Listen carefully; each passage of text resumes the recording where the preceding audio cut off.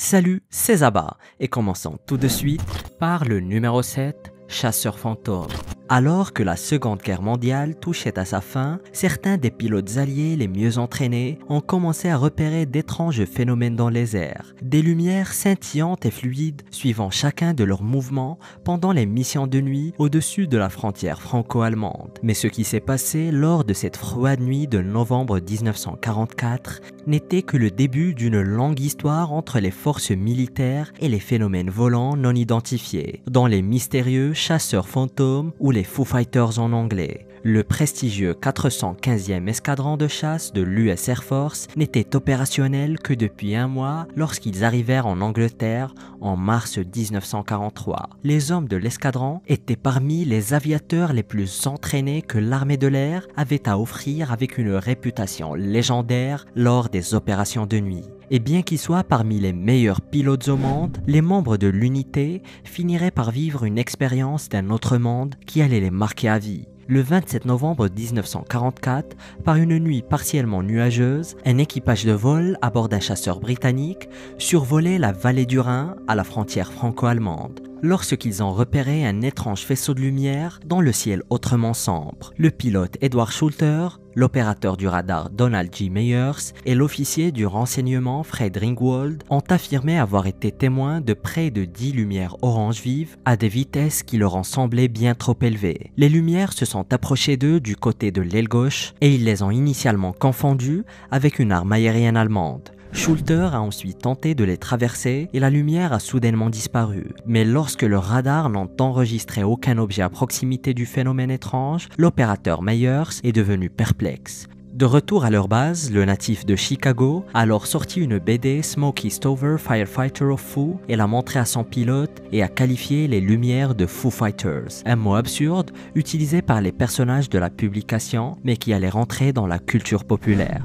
Numéro 6, parmi tant d'autres. Après l'étrange incident de novembre, Schulter, Meyers et Ringwald ont décidé de garder ce qu'ils ont vécu secret et le cacher de leurs collègues du 415e escadron, craignant d'être ostracisés ou moqués par leurs collègues. Mais il n'a pas fallu longtemps avant que d'autres membres de l'unité ne rapportent des observations similaires. Plusieurs membres d'équipage ont rapidement commencé à décrire des faisceaux de lumière volant à côté de leur avion à des vitesses de plus de 200 miles à l'heure. Les faisceaux variaient en couleur du rouge à l'orange au vert et apparaissaient dans des formations allant jusqu'à 10 lumières, déjouant très souvent les avions alliés qu'ils suivaient. Selon l'un des rapports de ces événements, les équipages étaient, je cite, suivis de lumières qui clignotent et s'éteignent en changeant de couleur, etc. Les lumières s'approchent très près et volent en formation avec nos avions. Elles s'agitent et tiennent les équipages sur les nerfs lorsqu'elles les rencontrent, principalement parce qu'ils ne peuvent pas les expliquer et il est demandé que des informations supplémentaires soient fournies à ce sujet. Surtout au vu des expériences similaires vécues par d'autres unités de nuit. Et même si les lumières étaient souvent appelées Crowd Fireballs dans le théâtre d'opérations européen, le terme Foo Fighter finira par être le plus populaire. Et malgré de nombreux comptes rendus écrits de certains des pilotes alliés les mieux entraînés, aucune des lumières n'est jamais apparue sur les radars. Numéro 5. OVNI ou allemand. En décembre, le reporter de l'Associated Press, Robert C. Wilson, est arrivé à Dijon, ou plus précisément à la base aérienne 102 Dijon-Langwick, où le 415e escadron était stationné pour interviewer les hommes qui avaient repéré les Foo Fighters. Il croyait que le phénomène pourrait provenir d'une sorte d'invention allemande jusqu'ici inconnue. Puis, le 13 décembre, le New York Times a publié un communiqué de presse rédigé par le SHAEF ou le Supreme Headquarters Allied Expeditionary Force. Le communiqué référant à l'étrange phénomène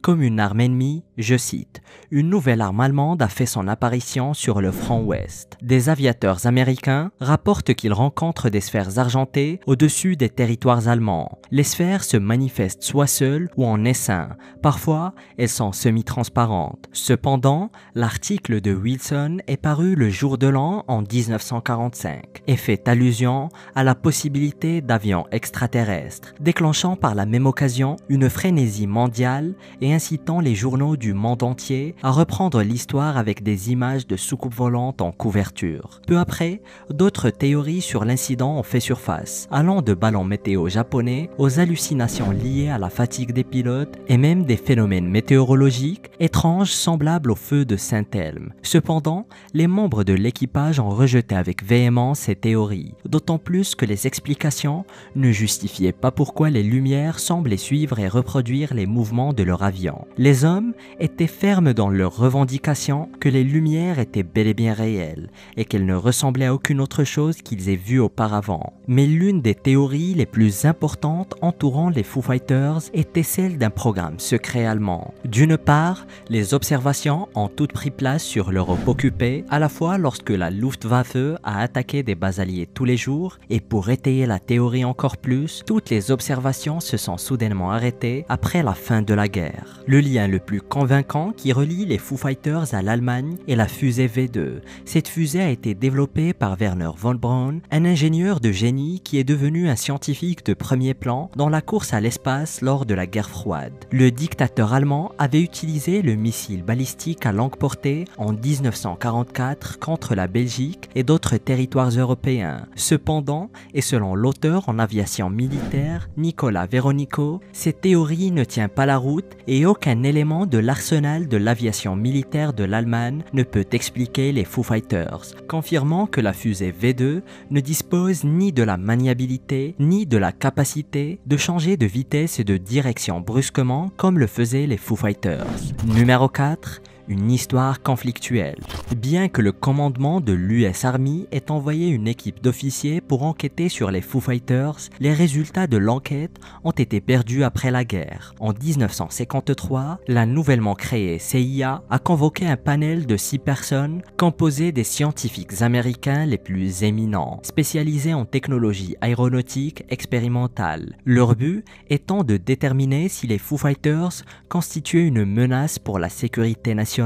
Le Robertson Panel, ou jury Robertson, nommé d'après son président, le physicien Howard P. Robertson, a exploré plusieurs pistes possibles pour les incidents, y compris des phénomènes électrostatiques et électromagnétiques, des reflets de cristaux de glace et des attaques ennemies. Mais l'enquête n'a rien donné de concret. Les rapports faisant mention de Foo Fighters allaient finir par être classés dans la catégorie de la pseudoscience. Mais les répercussions de la première expérience réelle des États-Unis et du monde occidental moderne avec des phénomènes volants non identifiés allaient perdurer des décennies durant.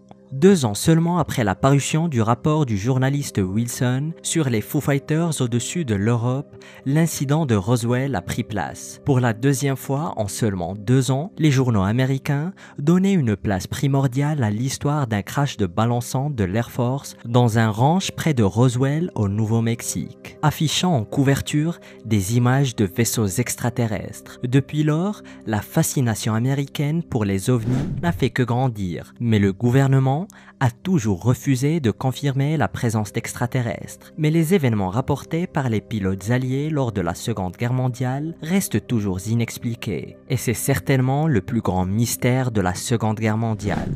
Numéro 3. Base au pôle Nord. Un groupe de scientifiques a fait une découverte unique. Ils ont trouvé les vestiges d'une ancienne base secrète nazie dans l'archipel Franz-Joseph, à environ 1000 km du pôle Nord, dans le cercle arctique. Cette base nommée Schatzgräber, qui peut se traduire par chercheur de trésors, aurait été construite par les Allemands durant l'invasion de l'URSS par le Troisième Reich. Ils se sont même rendus sur l'île durant l'été et ils sont tombés sur plus de 500 artefacts laissés là par des officiers allemands.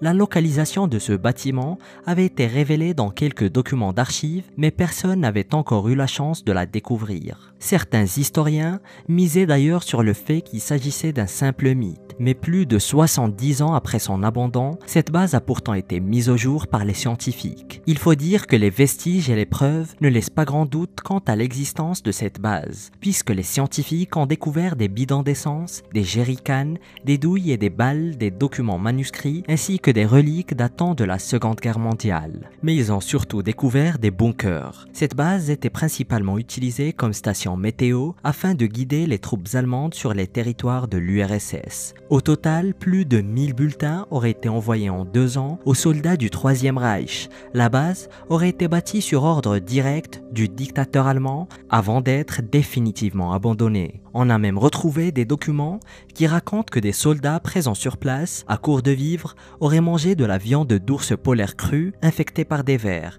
et gravement malades, ils auraient dû être évacués en urgence à bord d'un U-boat allemand, mais la moitié d'entre eux auraient succombé pendant leur voyage. Numéro 2, la forêt de la Svastika. Il y a environ 3 décennies, un paysagiste allemand a remarqué des anomalies mystérieuses dans la formation des arbres de la forêt. En réalisant des prises de vue aériennes pour identifier des lignes d'irrigation au milieu des centaines de pins verdoyants de la commune de Zernikov, sa vue s'arrête sur un étonnant groupe d'arbres. Environ 140 mélèzes forment une croix gammée qui ressort très bien par ses couleurs brunes et oranges de 60 mètres d'envergure au beau milieu de la forêt. Le paysagiste était tellement choqué par sa découverte qu'il croyait halluciner, mais ce qui allait suivre était encore plus rocambolesque. Une investigation très étrange a révélé un mystère encore plus grand. Les enquêteurs ont survolé la région avec un avion et il s'est avéré que c'était loin d'être la seule svastika au milieu des arbres des forêts. Et il pourrait y avoir d'autres cas similaires dans toute l'Allemagne, selon le Spiegel. Dans la forêt d'Asterode, des soldats américains ont découvert dans les années 70 une autre croix ainsi que le nombre 1933, l'année d'accession au pouvoir du dictateur allemand. L'histoire la plus étonnante se déroule très loin des forêts allemandes. Il faut se rendre jusqu'au Kyrgyzstan,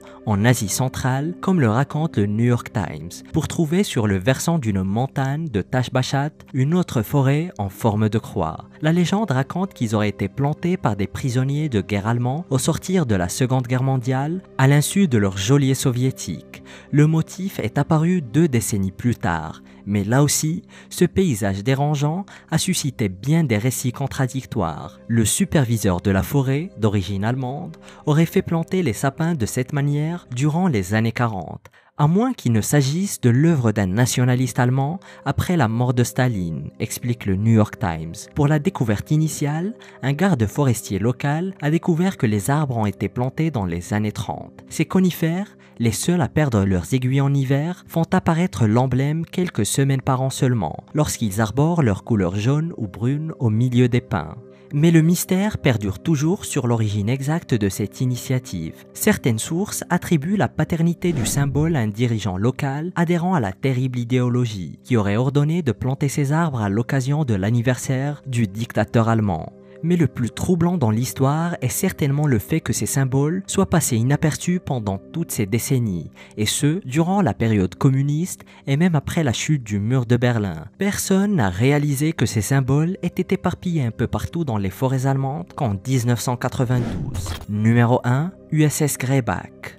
L'une des plus grandes légendes américaines de la Seconde Guerre mondiale, perdue depuis plus de 75 ans, vient enfin d'être retrouvée. En 1941, les États-Unis entrent en guerre aux côtés des Alliés et l'USS Greyback, un sous-marin américain, commence alors son périple et arrive le 8 février 1942 à Pearl Harbor, symbole de cette prise de position américaine. Durant des années, il coula des navires japonais jusqu'à sombrer lui-même après une attaque nippone. Responsable du naufrage de 14 navires ennemis pendant la guerre, malheureusement, l'USS Greyback a disparu sans laisser de traces. Le sous-marin et ses 80 membres d'équipage ont disparu après avoir été attaqués par un avion japonais en 1944. Tout le monde était convaincu que le sous-marin avait été détruit et qu'il gisait quelque part au fond de l'océan. Mais personne ne savait exactement ce qui s'était passé ni où l'USS Greyback avait coulé. Ce n'est que grâce à des informations retrouvées ensuite auprès du côté japonais que ces derniers instants ont pu être en partie reconstitués. Sur le chemin du retour et après avoir attaqué un convoi le 24 février, le Greyback Greyback